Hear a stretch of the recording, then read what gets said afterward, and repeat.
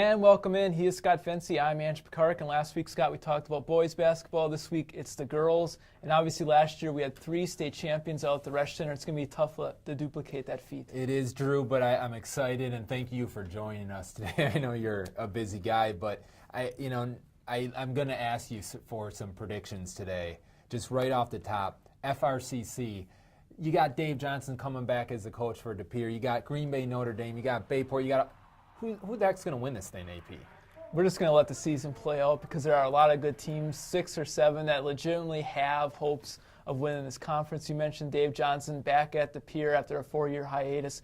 Kelly McNiff, though, took that program, I think, even to another level as far as just keeping that motor running. And it's going to be interesting not only to have Johnson back, but a lot of new girls back. Morgan Anderson, Kayla Dawson, they're all gone, but they have a bunch of young guards. Sarah Keene, an awesome post player, coming up as well. So De Pere, a lot of coaches like to think them still as a conference favorite. Outside of our area, Sheboygan North, some tall girls. The Wolf Twins, very good as well. But in our area, Bayport, Green Bay Southwest, we know about Natisha Heidemann, the leading scorer, outstanding junior for the Trojans.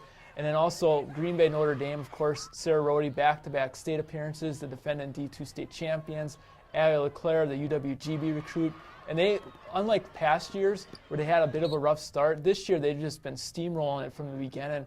Big wins against Mukwonago, the D1 runner-up. Beaver Dam, a team they struggled with early in the regular season the past couple of years, but annihilate in sectional finals. They annihilated them again early this season. So I think Notre Dame will be right up there as well. So lots of good teams from that conference. And with the Bay Conference, I always think I can't believe she's still in high school, but McKenna Larson at O'Connell Falls. Are they going to compete in this conference? Who do you kind of see in the Bay this year? Yeah, McKenna Larson, she's one of those girls or one of those athletes you just think she's been around for 5 or 6 years. First team all-conference performer every single year of her high school career in 3 sports.